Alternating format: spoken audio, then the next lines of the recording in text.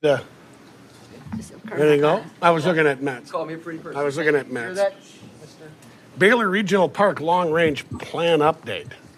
Yep, good morning, Mr. Chair and members of the board. Thanks for some time this morning. Here, we've got an update for you on our planning work out at Baylor Regional Park. I'm going to kick us off, and then I'm going to pass it to our planning consultant here who's with us this morning. But we've got some objectives for our conversation with you today. We want to give you an update, of course, on the work that's been done. We want to affirm some board direction on the plan outcomes here as we're, I'll say, kind of about the midway point of the project, and then have some conversation about board direction around potential boundary adjustment considerations. Here's a very general project schedule. You can see the Gantt chart there on the right, which is not super helpful, but again, planning at this work is about a year to 15 months worth of duration. Some of the milestones, of course, that have been completed there are in 25. We completed data collection, or generally data collection is done. Project analysis work is mostly completed. We're kind of in the fun part, the primary engagement and outreach work with communities.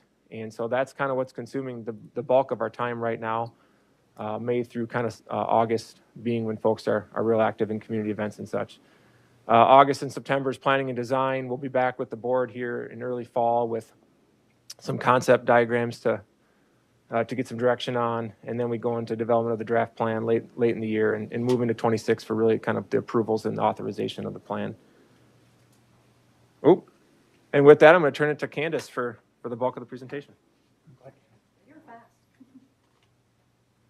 Good morning. I am Candace with WSB. I'm the planning consultant working with the county on this. I know many of you from previous projects, so we're, again, just happy to be working on this project. So again, long-range plan, we are updating the master plan for Baylor Park. The previous one was done in the 70s, so obviously a little bit outdated. But again, it's just a strategic plan in order to provide guidance as to where funding should go to, what the improvement should be, and typically how to phase that in order to meet the current needs of the community.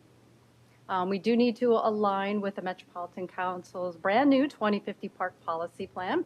So our final document will be written out according to how their guidelines and recommendations for that. Here again are just some of the chapters that the 2050 Park Policy Plan kind of wants you to run through. I'm not going to run through each and every one of these, obviously, but it's pretty similar to the previous one. They just consolidated some areas and made it a little bit simpler to get through. So the long-range plan. So we want to identify short, mid, and long-term priorities. We're going through right now public input, and we will eventually be going through a review process with them once we kind of come up with some conceptual ideas. And after that, we will create the draft final plan with a preferred concept. And that will kind of outline the recommendations moving forward in terms of park developments and improvements.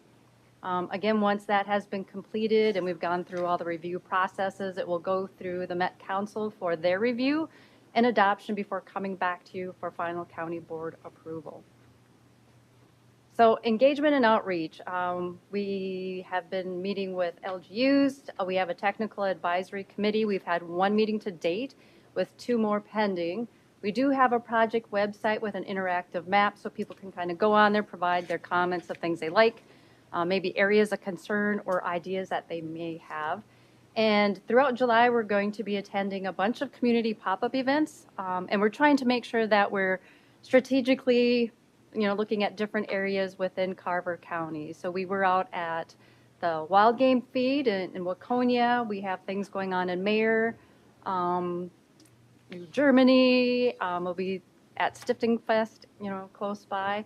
So again, just trying to make sure that we're reaching the majority of the areas are providing easy access to interact with us. We are also conducting one-on-one interviews with certain stakeholders of the project to just gather more information, because there are people who have really good knowledge of the site, how it's used, who the users are. We've been talking with the Astronomical Society on their long-range plans as well, just because they are a constituent of the park site itself. So again, this is kind of a little graphic here showing what we have done to date is in the grayed area, and all the ones in white below that are the events kind of yet Yep, planned. They're planned and will be at all of these. We do advertise them on our website currently, so that if people are directed to go to the website, they can see what's coming up in their area so that they can come see us. And we will be having another open house meeting out at Baylor Park. The county has got a rock climbing wall, and they're going to be doing campfire activities out there as well to encourage people to come out and visit us at that. All right, so some of the stuff we've completed today is project analysis. So we've gone through what we call a SCOT analysis. That's understanding the strengths, challenges, opportunities, and threats related to the park. And we talked with the Carver County staff as well as the design team. We had a meeting specifically with the adjacent residents or neighborhood area around Baylor Park. We had a park commission meeting, and then again our technical advisory committee in May. And up there you can kind of see the highlighted areas or the things that kept coming forward again and again. So some of the strengths, again, camping came out, enormous, as well as the trails. So the trails are valued by the people who use the park, cross-country track meets out there, and people just absolutely love the boardwalk. The observatory obviously brings people from a much larger regional draw than just the county itself. So that is a very important component of the park site. People really love the barn and the rural feel of the site itself. And they come out for the sugar maple activities that take place in the spring. And the disc golf course, I mean, it's amazing. We've been talking with stakeholders. They'd be related to, like, for instance, the observatory. But those people also come out to the site to actually use the disc golf course. So that's proven to be quite popular as well. Birding and fishing, and then the recreational programs that take place. Challenges is circulation and safety. So we do have some issues where, there's not really good separation between vehicles and pedestrians on site. Making sure that we have the proper wayfinding, I think, will be important. That sense of entrance once you come into there is also a challenge. And then, of course, looking at the environmental factors that are taking place. There's obviously issues with the water quality itself. So again, that's one of those things that's been highlighted over and over by people we've talked to. And then as well as like tree die-off. So accounting for, making sure that we have enough new trees kind of going in to replace some of those that are, reaching the end of their life. And then, of course, staffing, always a concern for taking care of whatever we put in. And distance to amenities. And that was primarily people from the campground. So if there are people camping there, they will actually get in their vehicle and drive to other areas of the park to use it and then drive back to their camp spot. Some of the opportunities are maybe looking at improved camping opportunities. So looking at that a little differently, what else can we offer? Expanded park area and recreation opportunities. Maybe looking at private-public opportunities, wildlife viewing. And then another thing that came up was regional connectivity. So connecting to our neighboring communities as well as the regional trails in the area. Threats, development, as development keeps coming closer to the park, that might affect that rural feel and character of the park. It also brings with light pollution, and that is like a big concern of the observatory. Again, environmental factors of anything that's running into the lake, and then disrespectful use always, pops up. And then the biggest one, of course, is funding. How do we fund some of these improvements as well as the ongoing maintenance and operations of it? All right, we also took a look at all the natural resources of the site. We looked at the different land cover. So there's a vast mixture of natural resource areas. We have open water, marsh, prairie, maple basswood. We have non-native woodland areas. You name it. I mean, it has a broad mixture of natural resources. Looked at the geology, soils, we did a slope analysis, and then looked at biological resources. Most were below what the DNR would consider, a quality biodiverse, resource area. But again, this will help us as we're coming and kind of developing concepts to know which areas need a little bit more protection, which areas we can enhance a little bit more to enhance those natural resources on the site. We also did a campground service area analysis, and this was conducted by one of our sub-consultants called Pros Consulting. And they found out that for the campground specifically is a very hyper-local service area. So the vast majority of people using your campgrounds are within Carver and McLeod counties. They also looked at a secondary service area of Minneapolis-St. Paul Metro, and that will be important to kind of identify those two distinct user group areas for the Metropolitan Council. All right, so some of the recreation trends analysis that was completed showed for the primary service area, and that's where we're seeing a lot of the people is in Carver and McLeod, their recreational preferences are either at or above the averages for spending on entertainment and recreation. Many of them have active families that like outdoor experiences, and camping rated at the top of what they would have for preferences. Education programming courses kind of rank lowest for that group. Now, if we look out to our secondary service area, which is more the Minneapolis-St. Paul metro area, that falls way down below the averages for spending on entertainment and recreation. They primarily seek out art galleries, museums, and culturally significant things, which rated high. And education programming courses also did rank higher, but camping did rank at the very bottom of their preferences. All right, and then we also took a look at the demographics of both that primary service area, which is McLeod, or generally Carver County, but a little bit of McLeod. Obviously a little bit more less diverse, higher median age, higher income level, but it is becoming more diverse as growth is continuing into the county. There has been about a 1.4% growth over the past 5 years. Now, if we look at the secondary service area, Minneapolis-St. Paul Metro, it is more diverse with a lower median age, lower income, and less than, let's see, about 0.14% growth over the past 5 years, generally because they're a little bit more built out. All right, so as part of that recreational trends analysis, what we do is we kind of use that data to kind of tell us what are those recreational preferences. So what would improve the overall experience to the existing users, our primary user groups? What would attract users from beyond our primary service area? So again, that's going to be important for the Met Council. What are we doing to kind of increase knowledge or awareness of the park itself? Maybe expanding opportunities for people to access the park and learn a new skill? And what gaps in recreation could be filled? So understanding what other parks within that primary service area, what they have to offer, we want to be able to complement that. We don't want to over-duplicate and provide something that another park already has. We want to make sure that Baylor remains a little bit more unique and is providing something that people are going to continually come to the park to seek out. All right, and so here is just a quick graphic kind of showing the analysis in terms of camping. So we just wanted to show this because it is a top attraction at Baylor. So additional campgrounds are kind of shown within the 10-mile as well as a 20-mile radius of the park. And the other one that kind of ranked a little bit higher, I think, or was brought up was Collinwood Regional Park in Wright County. I did want to highlight the Winstead Music Festival, or Winstock Music Festival right there in Winstead, because a lot of users do use the surrounding campgrounds for that festival rather than just staying on site. But we know that people come here routinely just from within the county for weekend getaways, sometimes even 1 week at a time to get out. Again, other parks within the area, Lake Rebecca Park Reserve, Baker Park, High Island Creek Park, Rush River Park, Glencoe, and there's also some privately owned campgrounds as well. But you can kind of see the location of Baylor and why it might be a draw just based on its location within that 10 and 20 mile radius area.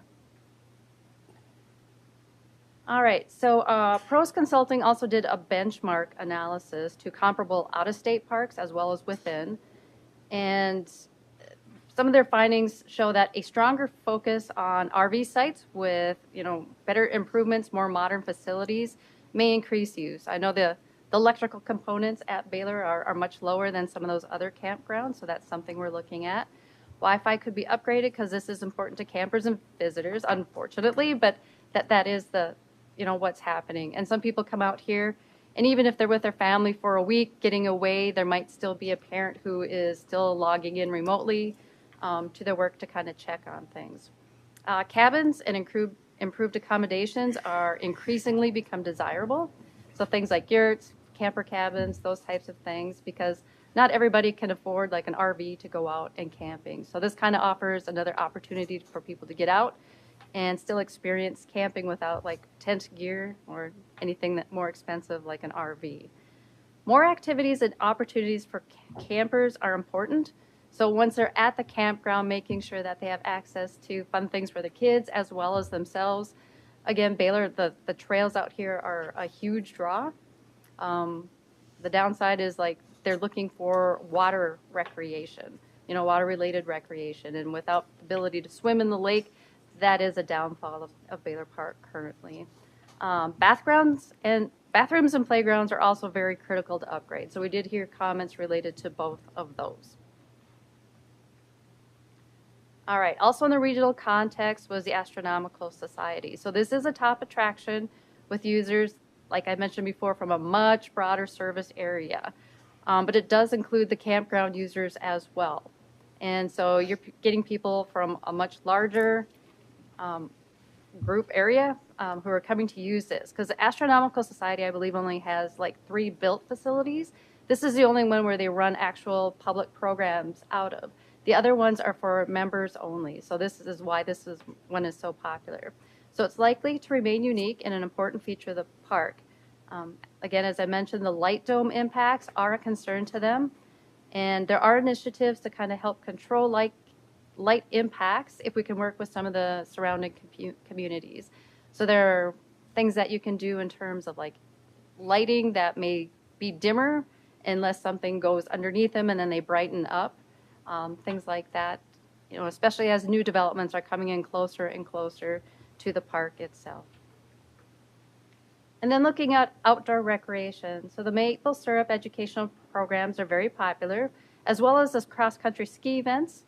Rentals have high demand when there are suitable conditions. I know this last winter was pretty difficult. And then it ended up being like an illuminated like trail night, but it still brought people out to the park.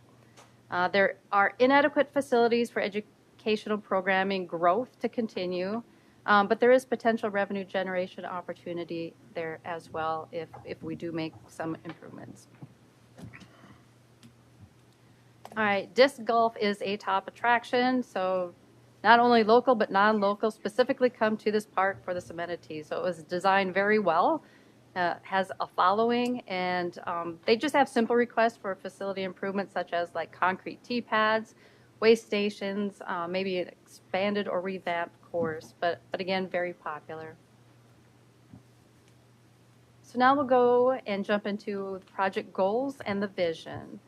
So again, some of the short-term goals is making sure that we understand and align with what the public is looking for. So what are those things that they're telling us? And we've got a pretty good idea of what we heard to date, but throughout July, we're gonna be getting out and talking with more people throughout the community and kind of gathering more information here. We do wanna address water recreational opportunities. Again, natural resource management, improve safety in terms of circulation, and then modernization of facilities. So there are a lot of outdated amenities out here. Just simply, updating them to meet how people are currently using these will significantly improve their experience.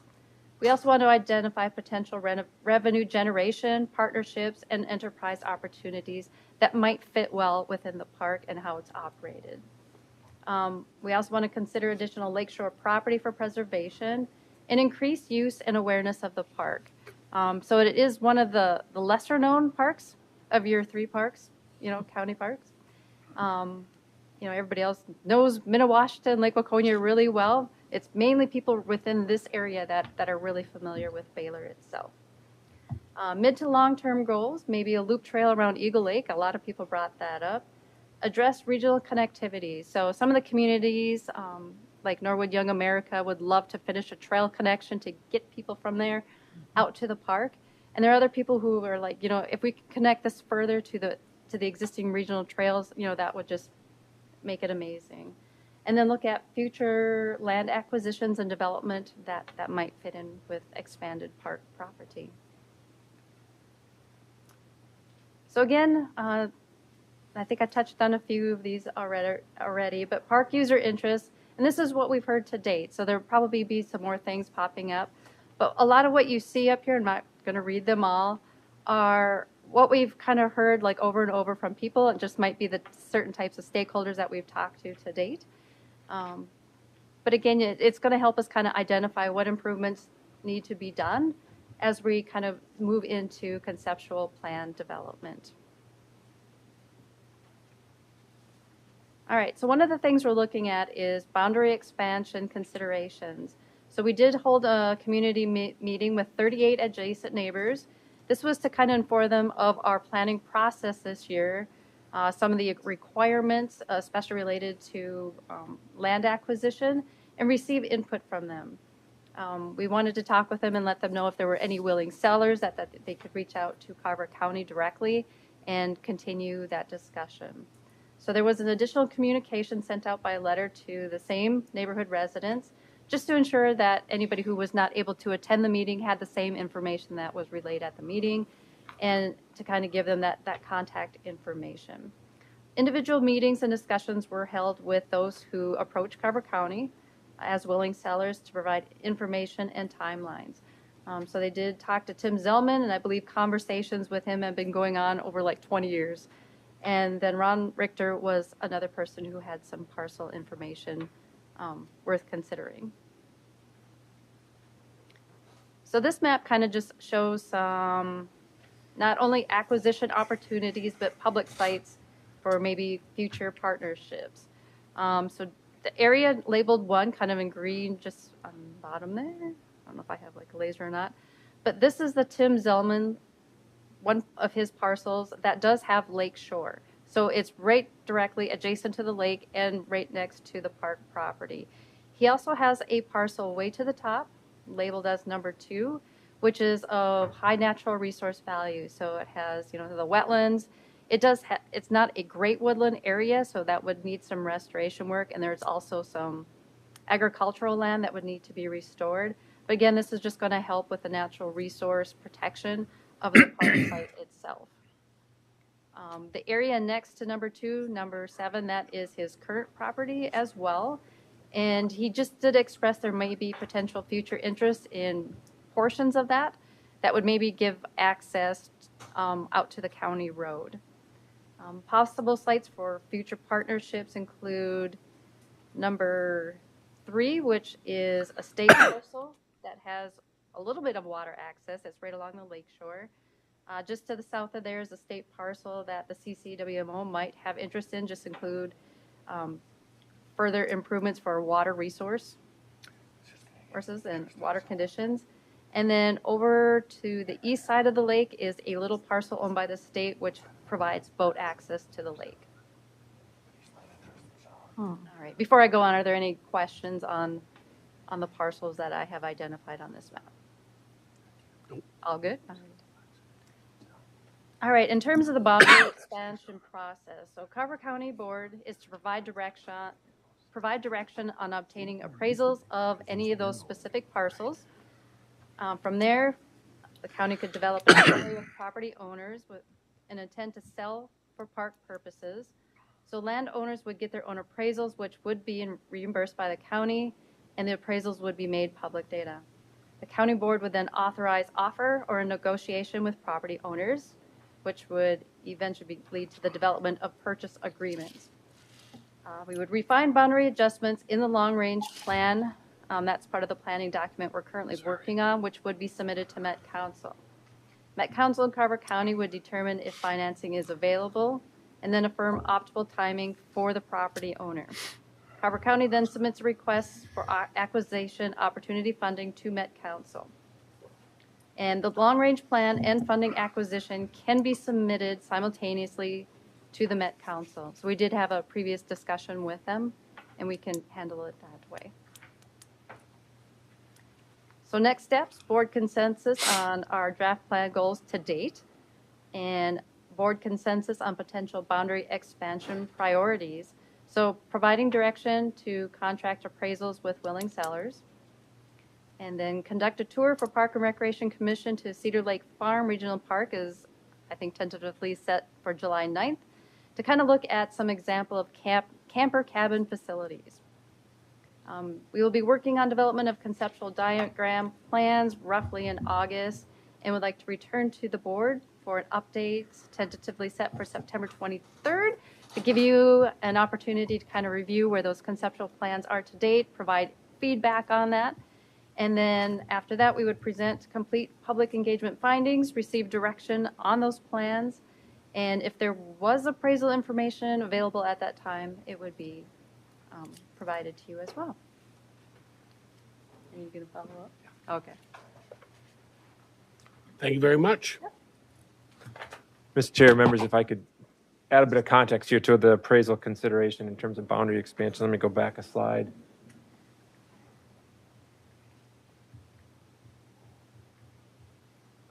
This one. For context, again,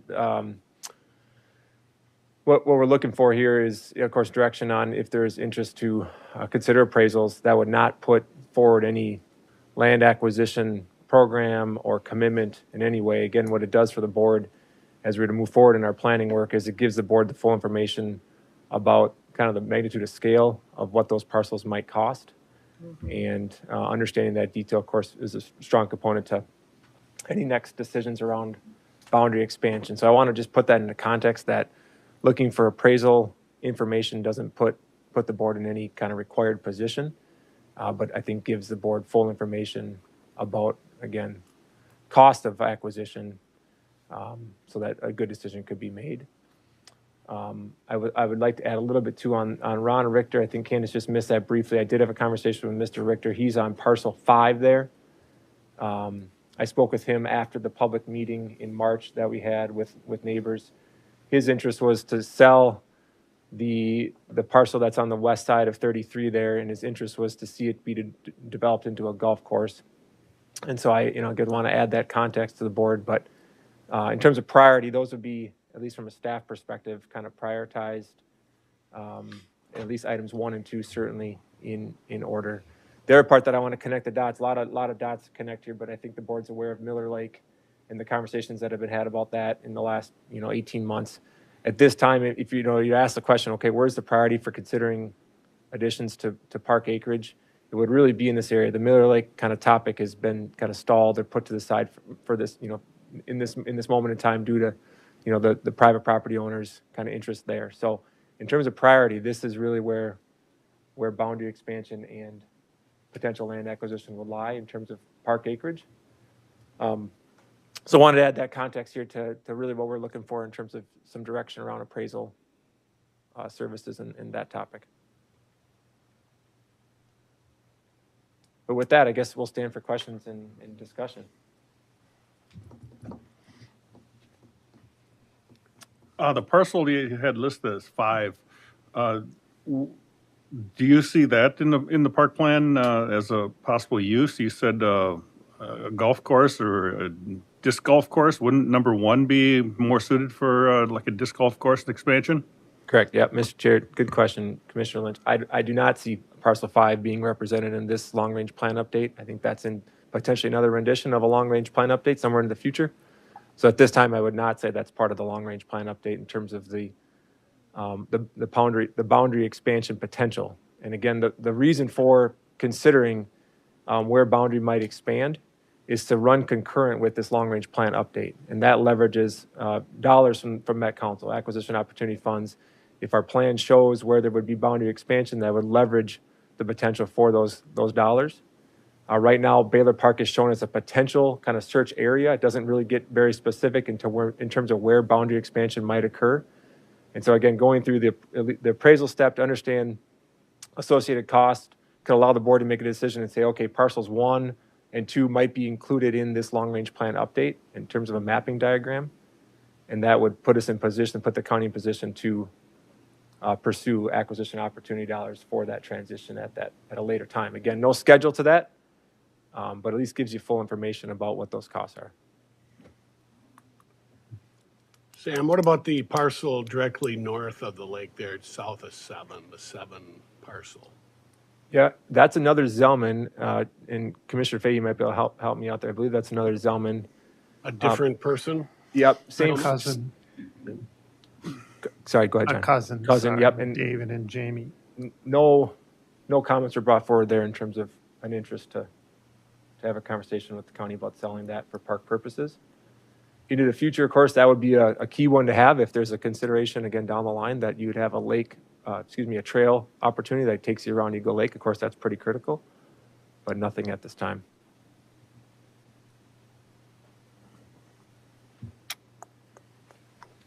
Mr. Chair.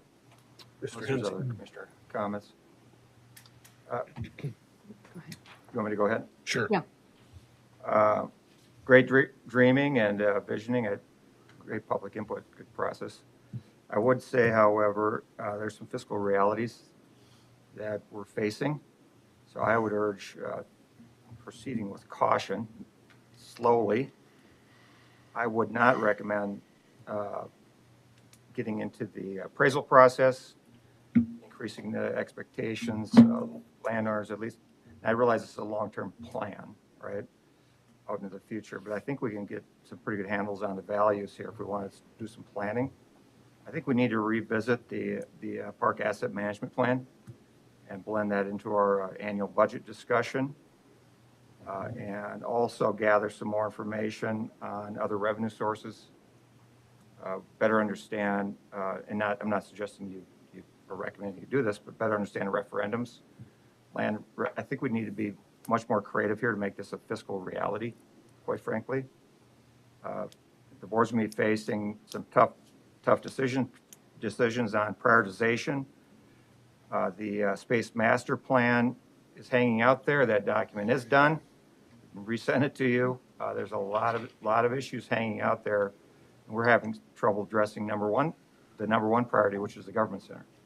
There's a $460,000 annual request in the levy for the next 4 years. So I think I would suggest the board gets a better handle on all those things, and then walks through the annual budgetary process to make sure you understand where we're positioned, and then let's come up with a game plan, a long-term game plan.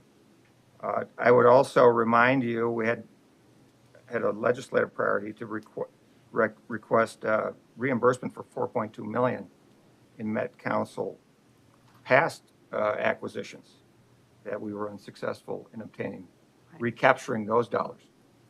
And, we knew that those weren't guaranteed. I was hoping that wouldn't happen, but it did. And they're blaming it on the IRS, good cover, right? But that's the fact. The fact is there's $4.2 million out there. So again, I think we want to regroup and go, well, wait a minute, before we take a next step here. And I think there's timing issues, obviously, but there's also timing issues when you get an appraisal, right? You don't want those to expire, have to redo them. All those steps are, I think, premature from my perspective. And I get the Met Council planning and all the acquisition, but the fact is we as an organization would have to come up with some sort of funding, even if it's Met Council money, likely 25%. Cost sharing, they've changed all their rules, et cetera, but let's better understand that. So those would be my comments, Mr. Chair. Sorry to throw some cold water on it, but that's the reality that we're heading into. And it's not only 2026 as we talked about, but 27 looks as difficult, if not more. So that is, long range as we head into the next few years here. Sam? Yep. Thank you, Commissioner Workman. Minister Hemsey makes some good points, and I'll kind of add to his comments there. The appraisal services and information is now good for 3 years with Met Council. So again, to Dave's point, it doesn't put any schedule to this, but again, in terms of how long that appraisal information is good, that's now 3 years. That's been a change in recent time. The Acquisition Opportunity Fund does require a 25% match. There's been discussion that local match might be removed. Again, nothing I'll say is firm in there, but there's been discussion, and Marty can add a bit more to that. But that's been shared too in recent that might be removed. That acquisition funds might be coming strictly from the Metro Council and not a local match. But that has not been, I'll say, kind of changed in policy. So, adding to Dave's comments. Commissioner Anderson? Administrator Hemsey read my mind because I was thinking about funding options, and I think it's really about balancing long-term, 20-year, long-term, with the 2050 comp plan and current realities. So thank you for addressing those thoughts. I just had one other question. You had brought up revenue generating activities. What would be an example of that?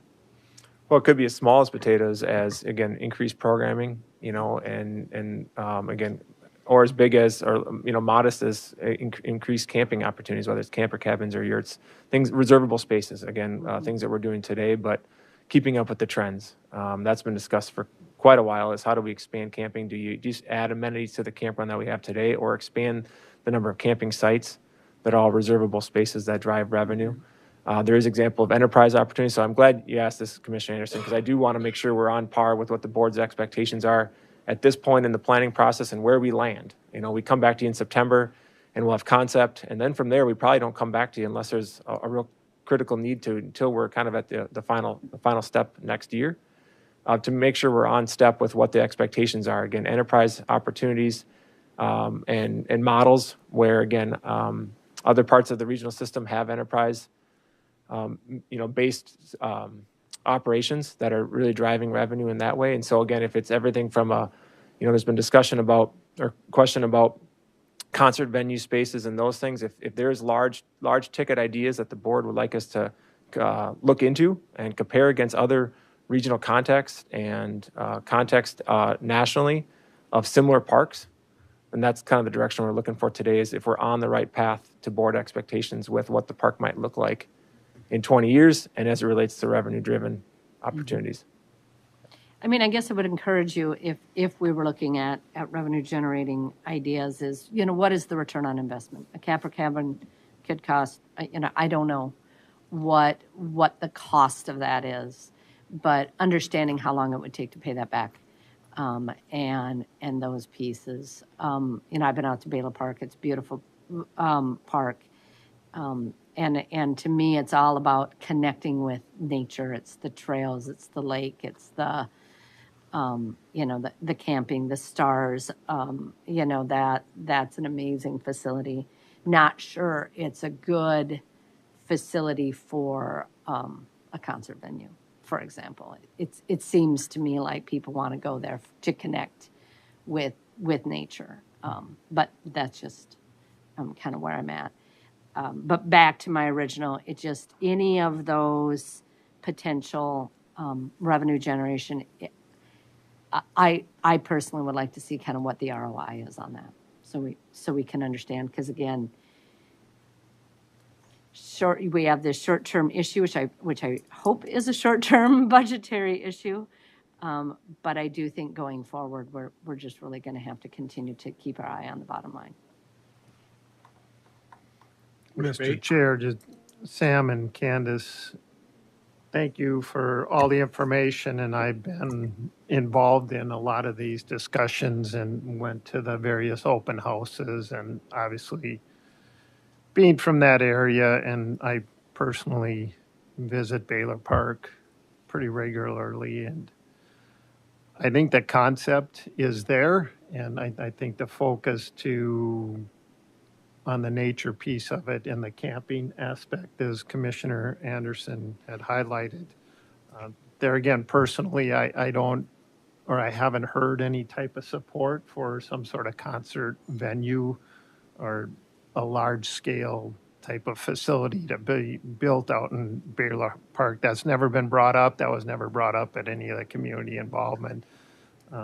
The neighbors just really enjoy the park and what it has to offer, and to be able to walk through and use all those various amenities. And then, of course, we think we have a willing seller. And so it just makes it attractive and to try to look forward. And I know we've talked, and I think to Commissioner Hemsey's point, I think we really need to understand the whole budget challenge, from what would the levy amount be and what would that impact be? And is that 5 years from today, for example, or is it 10 years from today? And then how to put that together.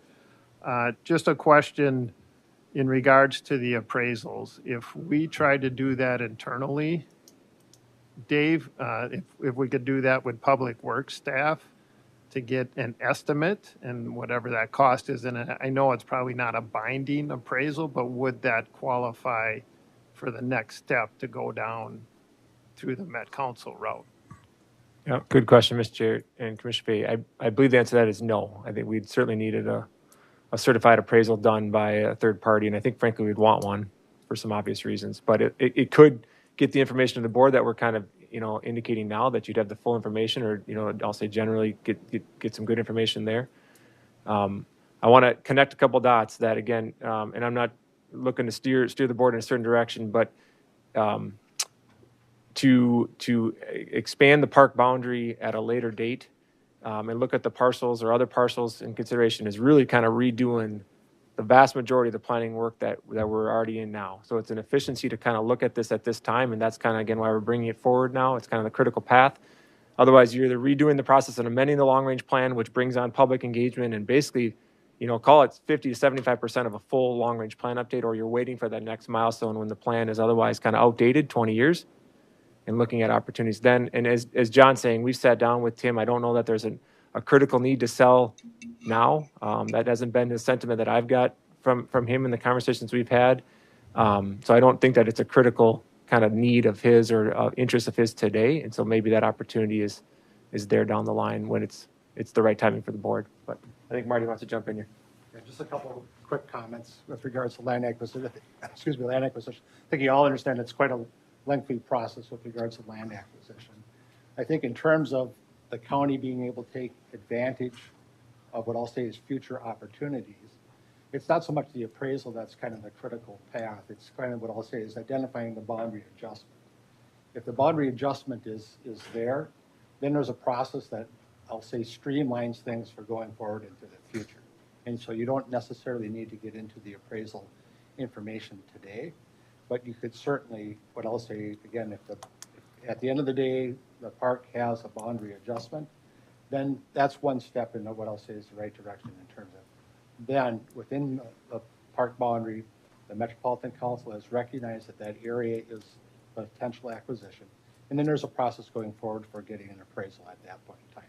As Sam has mentioned, there are some efficiencies about doing appraisals now in terms of understanding what the land value might be, and then the potential for taking advantage of whatever opportunity might be for funding. And again, understanding that the county's financial constraints are what they are. But occasionally there are opportunities that what I'll say is just kind of arise. And I'll say having the boundary identified allows us to take advantage of that. So that would be my point here. So thank you.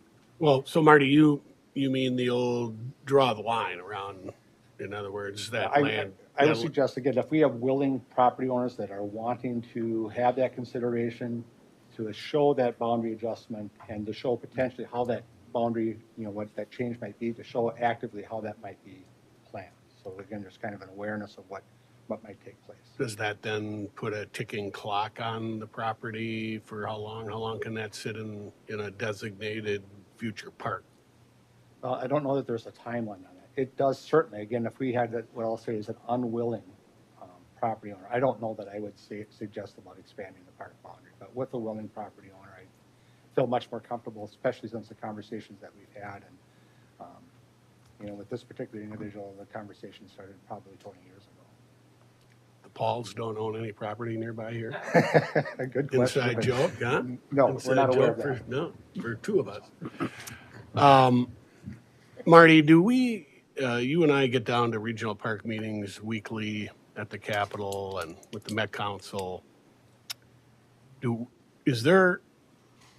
Are we at an uncertain stage about where the Met Council is participating with the park agencies for land purchases, et cetera? I don't know that we're at an uncertain stage, but, what I would say is that there's been, as Sam's mentioned, there's been some conversation about trying to remove some of the barriers to land acquisition, and the 25% match has been one of those barriers. There hasn't been a policy change along those lines at this point in time that removes that barrier. And so that would be one, what I'll say is potential policy change that might take place. Now, this last legislative session, again, I don't know how Met Council will choose to use or if it will use. So as we go through the capital improvement process, the Met Council matches 40% against whatever the state has for funding. And this year, the state didn't put any dollars in the capital improvement program for regional parks. The Met Council's still hanging on to its 40%. And how they choose to utilize that 40% at this point in time is not known. But there might be an opportunity for how that 40% would be utilized. It could be used for development. Somebody might suggest, from I'll say my perspective, put it all towards land acquisition and remove the barriers. Take that 40%, put it in the park acquisition opportunity fund. So there are some potential opportunities there, but again, fully respect and understand the financial concerns that the board may have. Maybe the CDA could borrow us some money. And then what of the four and a half million that 4.2. they sort of didn't come through? Have we decided that we're never going to get that money? Well, I think from the county's perspective, no. The county is quite eagerly and aggressively trying to. And some other counties. And at least one other county. I think we keep fighting that. Maybe not even, maybe through the legislative body, but perhaps other ways.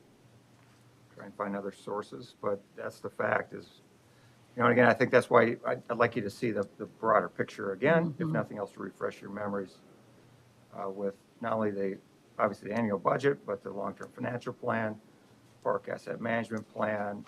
All these pieces to me are relative to this discussion. But on the mapping, and that's been kicked around this boardroom quite a bit for those of us that have been around for a while. Yeah, okay, if this is a willing landowner, yeah, maybe. What kind of, there's no commitments then from the landowner, right? So that this governing body can do that, right, formally, if they wanted to. Now, obviously, it changes the zoning. Well, does it change the zoning on that property? It changes the potential. Mr. Chair. It eliminates it. Yeah, I'm not familiar with what I'll say is the zoning aspect in the rural areas of that. Park typically is not a zoning. It's not a zoning, but the land use itself may have. So right now, I believe it's zoned agriculture. And so if it gets changed to designated park use, I'd have to again follow up with our folks in land management. But park typically is not a zoning. That's certainly a board choice, a policy choice, but it is a pretty big commitment to make that statement that you're moving forward. Future boards, I suppose, could change it and say, no, we're not. But that's a pretty big step. Now, no fiscal commitments necessarily, but that's kind of the snowball, right? You start it and here we go. I think even that you should pause and go, well, wait a minute, where are we fiscally? Can we come up with X amount? We have enough professionals on staff. We can figure out what the market value is, right? When you enter negotiations, that, as we've learned through our road projects, can be a totally different number. But I think we get a good enough handle on that. I think we're missing a connection here with Dave Frischman and company, that we need to make that stronger connection to tie all these things together and then bring it back in multiple ways in the boardroom. Yeah, I think to Commissioner Payne's question, Public Works can do an estimated value of those projects without an appraisal. Our people can do it. At least for the planning process, we have an idea, a range of what we're looking at. So where does that leave us? The process continues, but the board is on standby. Yeah, I would suggest not completely stop it, but slow it down and let's gather some of this information, come back. Now, we should all congratulate Marty for his retirement. Yes, we should. By the way, congratulations, Marty. So there's a little transition there. That will impact some of this, as Lyndon and I are reviewing options, and we'll bring those back to you too. So a lot of things in play here, but in particular is the fiscal issues. So slow it down a little bit. We'll come back. I think, the focus on what we should, in particular, the park asset management plan. I thought there's a number of things that need to be addressed with that. And that blends into the annual budget. And of course, we're hitting that full speed right here. Well, And if I may just comment it, this is a challenge, right? We want to balance short-term needs with long-term vision. And sometimes we can get tunnel vision about what's happening short-term. So love to hear more ideas like from funding and do a little bit more research. But I would continue to advocate for that long-term vision of just understanding that it might be a longer-term vision. It might be longer term than what we'd like. Does that make sense? Kinda, it's a it's an balance. unfortunate budget year. The administrator's worried about his budget, 100% and so understandable. the rest of the board is worried about his budget. Just think to December, and it'll be your budget. We're digging in the cushions now Merry as it is, Christmas. but I do like it. I don't get to get out there as often. I get over to Minnewaska. By the way, there's no recycling bins anywhere near. Have we given up on recycling in the park? People can't do it. But not to leave Baylor out hanging or anything else. Beautiful place. I think we're all committed to it. We got to do a little more work with our budget, and I do want a little more solid info on the where the Met Council Yes. fool us once, right? So, I'm sorry, could you repeat that? Met Council, what was the question, Commissioner? well, I just want to, I don't know, better or a more solid idea about the money. Where is it coming from, and can we trust the Met Council to be there? And they're a part of the state, and that's just a big mess. So I don't know if that's clear enough for you guys. Congratulations, Marty, on your retirement. Nobody likes a quitter, but He's still going to be with us, phased. so Yes. good. Well, that'll be good. We'll have time to have some fun. But I don't know. Is that clear? Everybody good? Is that clear? Yeah, Mr. Chair, I've got good direction. We will not proceed with, I'll say, external appraisals. We'll be performing some of that work in-house and at least get a decent understanding of what costs might be. We can come back in September, I think, with our other already scheduled board updates in September related to the long-range plan development. With that information, I think that's probably feasible. I can work with Lyndon's group on that, and in September should be able to have that packaged up for you. So I've got good direction. And then maybe one last thing, that parcel I asked about that's on the lake, the other cousins or whatever, Yep. it sure seems like that should need to be a part of it. I mean, does the purchase of 2 and 7 make as much sense if you don't own the one below it? So it sure does seem like it's a primo. They still have cattle there. It's an active farm and might be affecting the lake too, right?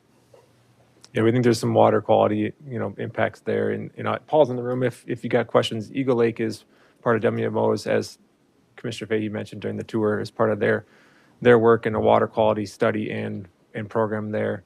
Again, what's shown there for those potentials is really just what we know today. What came forward in our process that was shared. The Zellmans on the parcel that, Commissioner Workman is referencing just hadn't brought forward any comment about an interest to have a conversation. So, but recognize that, as you're saying, that's a pretty critical one. So, yeah. Okay. And just to that point, Sam, that landowner was at one of the public meetings and Yep. he Received a didn't letter. express any interest, so. Mr. Chair, one other clarification would be the mapping issue. When you come back, I think we should clarify for the board what the timelines are related to that. And I think the board should then give some guidance on that issue, because we have made significant investments in this planning process. Yes, we And have. there are real timeframes behind the long-term master space planning process for the parks that we don't want to miss those deadlines. And maybe the board says, no, we don't want to map it anyway. But there's a big milestone coming up. That would be good for the board to know that and get real good board direction on that. All right, thank you. Very good. Sam, Thank you. anybody need a break? Want a break? 2 minutes. We're gonna take a 3-minute break. Colin? There's no such thing. Thank you.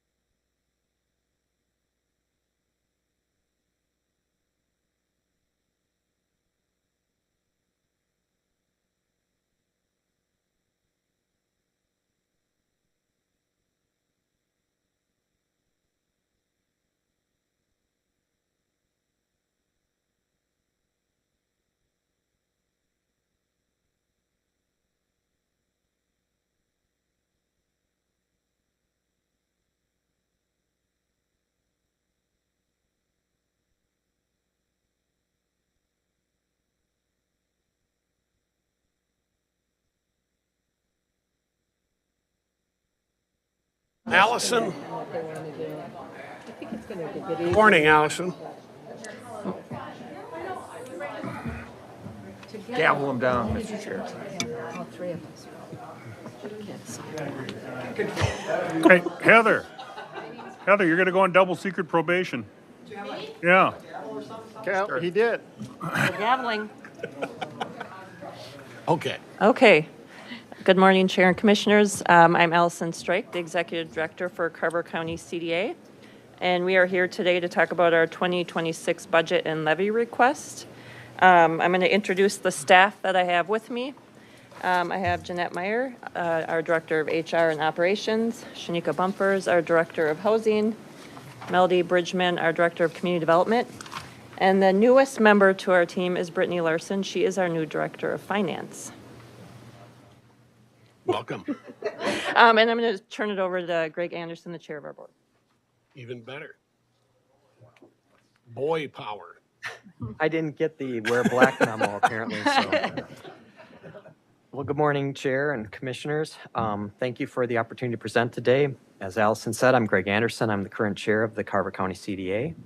Today's work session is an important step in our annual budget review and levy process. We're here to provide an overview of the CDA's 26 budget and levy request and highlight some key initiatives and gather your input. I want to thank Administrator Hemsey and Assistant Administrator Katavi and the County Board for hosting this session earlier than in previous years. This early collaboration ensures the alignment and transparency as we move forward. The CDA's had a busy and productive year launching new programs like the Down Payment Assistance Program, expanding our land trust homeownership opportunities, and continuing construction on new multifamily housing. If you guys haven't been by Carver lately, it's kind of exciting what's going on out there. We're excited about the progress that we've made in 2025, and we're looking forward to 26 with optimism and a strategic focus. And with that, we'll walk you through the highlights of our strategic plan, the budget priorities, and the levy request for 2026. Allison's going to take us through the details, and we welcome your questions or any feedback throughout the process. Thanks. Thanks, Greg. Just the brief history, the Carver County Housing and Redevelopment Authority was created in 1980. We received our first levy in 1992 for payable 1993 taxes. In 2001, we were granted EDA powers, and in 2006, the HRA officially changed their name to the Community Development Agency. The mission of the CDA is to provide affordable housing opportunities and foster community and economic development. As Greg mentioned, we did adopt our 2024 to 2027 strategic plan at the end of 24. And then we provided an update to the board on our goals and initiatives at the end of May 2025. These are the 4 overarching categories of our new strategic plan. So I'm going to start by talking about community development. The Community Growth Partnership Initiative was created and funded by the CDA in January of 2016. The goals of the program are to increase the tax base and improve the quality of life in Carver County through 3 specific strategies: affordable housing development, job creation and redevelopment or community development, through direct grants to the Carver County cities and townships. To date, the CDA has awarded 32 pre-development grants totaling $236,680 and $2.172 million in community development grants to the cities and township.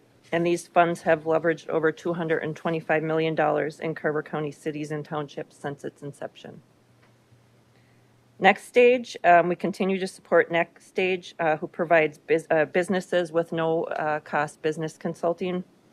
Planning resources include writing business plans, refining concept, testing concept feasibility, and compiling financial projects.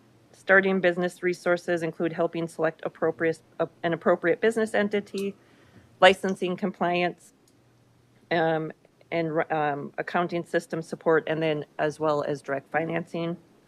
Once the business is up and running, support includes building revenue, managing costs, securing capital, and providing access to state and local financing. The last 4 quarters, so that's through quarter 1 of 2025, Next Stage has assisted 69 clients and invested just over $2.4 million in financing. And Next Stage will be launching CEO 1.5 in 2025, and that's to help existing businesses with continued focused growth. And the small pilot group training program is intended to empower established small businesses, owners identify growth and management opportunities to boost profitability. And then the Local Housing Trust Fund. The Local Housing Trust Fund was established by the county in 2024. We allocated $100,000 in 2024 and $32,500 in 2025 of our levy funding. And we are currently working on an expansion with our Beyond New Beginnings partnership for the use of the money that's currently in the Local Housing Trust Fund. The Carver County Subsurface Treatment System, we partner with Carver County Environmental Services to provide residents with low-interest loans for improvements to failing septic systems and wells. We verify the applicant's income for this program. Our Community Land Trust Program, so we administer the Land Trust Program, which provides access to home ownership for low to moderate income households who might not otherwise qualify for homes in the community. We ensure permanent affordability by retaining ownership of the land and removing it from the real estate purchase. Homeowners for this program must be at or below 80% of area median income, receive a certification from a home buyer education course, and be mortgage ready. So currently we have 42 homes in our land trust program, and they are in Chaska, Cologne, Mayer, Waconia, and Watertown. And since its inception, the land trust has served over 74 households. We will have an additional 5. We have an additional 5 homes that are in development right now. 4 are in Chaska. One is the rehab of the historic Ernst House, with 3 new units being built on that site. And then we have another one under construction in the city of Watertown. And then we'll be adding another 6 homes through a home buyer initiative program where we got funded from Minnesota Housing in 2024. And with that program, we identify the home buyer, we give them a commitment, and then they go out and buy the home, and we bring that into the land trust.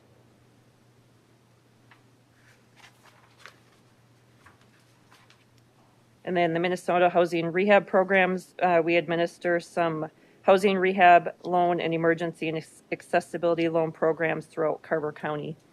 And they provide deferred load financing to eligible low-income homeowners who are unable to secure home improvement financing in the private sector. The Local Affordable Housing Aid, or LAHA, which is the money coming from the new sales tax in the metro. We signed the agreement between the CDA and the county on April 30th. And then we are administering 70% of the county's LAHA money. We launched our down payment assistance, closing cost assistance program in June 2025. And just a note that this is just pass-through funding. So the first initiative of these pass-through grants, as I mentioned, is the DPA program. This initiative will provide financing for qualified first-time homeowners to use towards down payment and or closing costs. For homes located in Carver County with a maximum sale price of $415,000. Eligible applicants can receive up to 25% of the purchase price or not to exceed $50,000. Loans are forgivable 20-year 0% interest rate loans with 5% of the original loan being forgiven annually. We anticipate providing $1 million in down payment assistance to assist 20 households achieve their dream of home ownership in Carver County. And as of today, we have 32 applications, 3 reservations, and 2 of those reservations have a closing date. This is just our list of all the CDA-owned properties, the number of units, and when we acquired or built them. And we had a new map created showing where all of those properties are located throughout the county. I have a typo on this one that I will change because none of these projects were funded with ARPA money. The remaining projects are all the Carver County CDA housing project funds. So just an update. Carver Place, that money's been received by the CDA, put into the project. It is under construction. It will be opening September 1st. Carver Oaks, we've received the money for the project as well. That project's under construction and it will be opening March 1st. And then Trails Edge Senior, we will be submitting an application to Minnesota Housing on July 10th. And for Trails Edge Senior, in order for that project to be more competitive and to reduce the gap, We reduced the number of units in this project from 76 to 43. Carver Place, as I mentioned, will be opening on September 1st. It'll consist of 60 units with a range of 1 to 3 bedrooms, affordable to households at or below 60% of area median income, which is currently $55,620 for a household of 1 and $92,160 for a household of 6. And then there'll be 7 units of Section 811. That is for households between the age of 18 and 61, where there is a disability and there are supportive services for that. And then 7 units for high priority homeless, funded through housing supports from the county with the CAP agency as the service provider. And those 811 units and the high priority homeless target households at or below 30% of area median income. Carver Oaks is a 43-unit senior property serving households at or below 50% of area median income, which is currently $43,500 for a household of 1 and $62,100 for a household of 4. The project will consist of 32 one-bedroom and 11 two-bedroom units. And then we will also have 7 units of VASH funding in this property, so that will target homeless veterans. It is project-based vouchers. Residents pay 30% of their income, and then they will have supportive housing services through the VA. Just an update on the CDA office space. So as you may or may not know, the CDA owns the retail space within Brickyard that is currently leased by Subway. At the direction of our board, we gave Subway notice that we will be ending their lease in March of 2026. And we are currently working with an architect to expand into that space to allow for growth of the agency without taking on any debt by moving into a new building. And we anticipate using the funds from the sale of the Arboretum houses to pay for the construction costs to renovate this to suit our needs. So we're anticipating the cost to renovate to be about $175,000, and we're currently showing that will be owed about $190,000 on the Arboretum houses. We've sold 4 of them, and we still have 1 left to sell. Then just to talk a little bit about some of the uncertainty that the CDA is facing right now. So this shows the total CDA revenue for all of our CDA-owned and managed properties, exclusive of parking, in 2024 was just over $9.6 million. Rental assistance made up 30% of that at just over $3 million. The current administration's full budget request would slash funding for HUD rental assistance programs by $26.72 billion from the previous year, so an unprecedented 43% cut. And it would redesign HUD rental assistance programs entirely. So under the proposal, HUD's Housing Choice Voucher Program, their public housing, project-based rental assistance, Section 202 housing for the elderly, and Section 811 housing for persons with disabilities would be combined under one state rental assistance block grant, funded at about $31.79 billion. While this proposal would prioritize elderly and seniors, a 43% cut to this would be devastating for the residents that the CDA serves. Adding on to that, the proposed cuts to Medicaid, Medicare, and food support.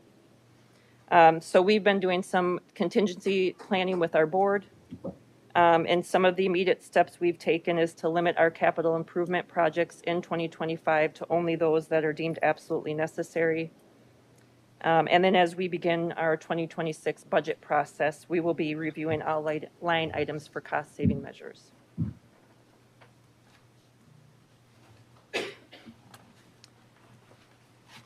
All right, so in accordance with Minnesota statute, the CDA is authorized to levy special benefit taxes subject to approval from the Carver County Board of Commissioners.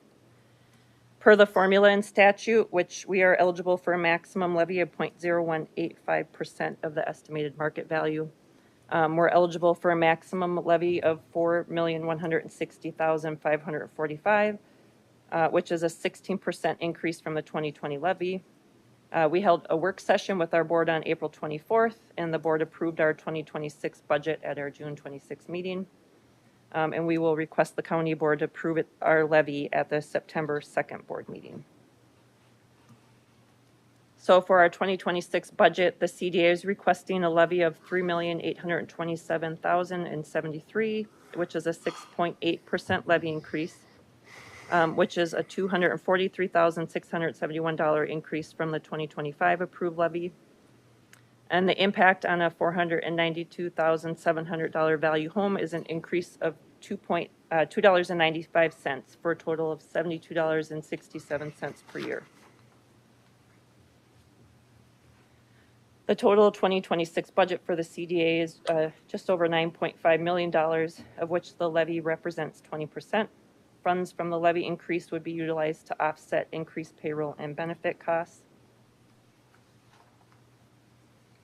So this just shows the breakdown in 2025. Our entire levy went toward administrative to salary and benefits, and that would be the same for 2026. So this slide is not specific to the levy. This is just specific to our budget. But we thought the board would like to know that we are able to increase the Community Growth Partnership Initiative and the Local Housing Trust Fund. If you recall, in 2026, we cut both of those programs. Going into 2026 is another revenue source. The CDA will be adding in management fees from Carver Place and Carver Oaks, and then just an overall increase as our rents are going up at our properties. So between those, the changes in the management fees, we are able to increase the Community Growth Partnership and the Local Housing Trust Fund back to 2024 levels. And then the office rent increase as we take over the subway space, we are able to absorb the cost of that increase in rent by reducing a budget line item for temporary office admin help. This slide just shows the breakdown of CDA revenue sources. So you can see the levies 20%, state, local, and operating is 20%, and then housing makes up 60% of our revenue. So this just shows the changes in admin from 2025 to 2026. Administrative revenues include pass-through grant funds, grant administration, operating revenues, which include management fees, and enterprise chargebacks, which is like payroll, benefits, and any shared expenses with the properties. Housing revenues are just the rental income from the properties. And then our levy. And then again, same thing for administrative on the expense side, those salary benefits, pass-through grants, the Community Growth Partnership, the Local Housing Trust Fund, and our community development expenses. Housing expenses are just the direct expenses of the properties, and then those bond expenses are the annual CDA levy contributions that we make to any properties that are funded with county or city GO bonds. This slide shows just a history of the levy approval going back to 2015. And so the action before you now is to provide any input, comments, or questions on our proposed budget and levy.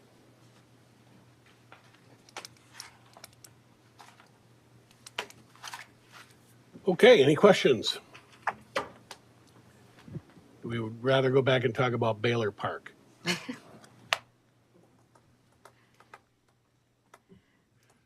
Commissioner Anderson. All right, Chair Workman. I had the pleasure of seeing this presentation a couple times.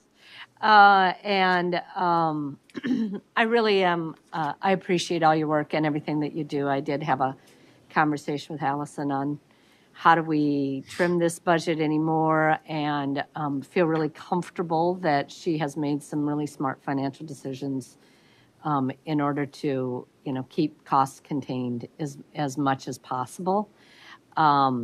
Especially with the subway lease, moving into that space versus taking on another lease with all the uncertainty and that's happening. I think she's also made some other decisions just to, as Administrator Hemsey would say, create opportunities, because you never know what's going to happen. So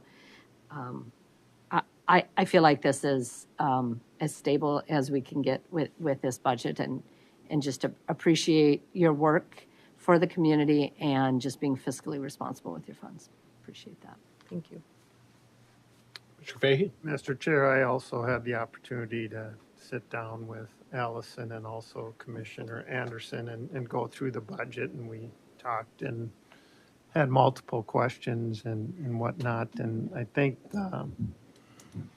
absorbing that subway space is a great opportunity for the CDA to be able to expand their footprint where they currently are, and I too support this increase of the 6.8%.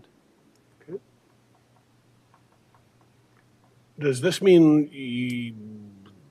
the big new building we were talking about the last several years, that's sort of out of the picture now?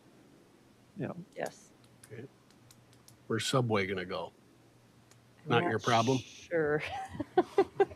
Hopefully Not sure somewhere is my in politer Chaska. way, Chair, of answering that, yes. There's empty space in the Cooper Field Yep. property. There's empty space. There's actually quite a few potential opportunities for that. And they've got, I mean, again, their lease is not up till March, so they've got time. Yeah, I'm sure they appreciate that. I get in there once in a while. Yeah. I'm hungry all the time. Commissioner Lynch, anything? I think Allison has done a wonderful job. I will, at this point, I think that they've done a wonderful job, and we'll have to see. We'll have to run it past our administrator, who has been raining on our parade consistently. Was a rain on I think he theirs. rained Yep. on the parade early this year. Good job, but hold tight. I would say, Mr. Chair, they're an independent body, as you know. They've done nice jobs going through this. I like the idea of increasing the grants to the cities too. I hear a lot of good things about that seed money and how that propels them to do better things. I think it's good. Obviously, it follows the pattern that we had laid out there. Doesn't mean that we will do that, but it's a good benchmark, and I think it is reflective of what we're experiencing with our wages and benefits. That is built into the recipe here. That's the most significant pressure. So, yeah, nice job. So, no, I won't rain on their parade. Allison, this is your first one, right? My first solo. Yeah, without Julie. Yes, and with no Karen. Mm-hmm. Because they got used to coming in here 24%. We're going to do 24%. Or something. It was always seemed like it was a pretty high number, and we're all kind of sitting back. So this looks good. Nothing against Julie. Oh, is Julie doing good? Anybody? Yes, I Okay. talk to her regularly. She's She has not- a new grandbaby. Really? Yes, she does. She's not being a hermit or something. No. But yeah, so this looks like the trend that we're on, as Mr. Hemsey said about wages and benefits and everything else, and so. Mr. Chair, I neglected to thank Nick for making connections Yes. to the CDA. That was one of our plan items, was let's improve those connections. We've sat down kind of quarterly, Nick and Allison and I just talk about meshing plans together as well as we could, and nice to see the other folks in the room here. That's part of the plan. Let's make sure there's appearances and get to know each other, if nothing else. So that's working pretty well. So great to hear, or great to see. Good job, Nick, and congrats to the new finance director over there. Wizard. Week 4. Anybody got any other questions? We don't need to vote on this. It's a work session, so lots of huzzahs, I guess, for the budget, and we'll see you in September, right? Correct. All right. Thank Well, thank you. you, guys. Appreciate Thanks for it. coming in. This meeting is adjourned. All right. This work session is adjourned. Work session. Work session is adjourned. For discretion of It's a the meeting. chair. It's still a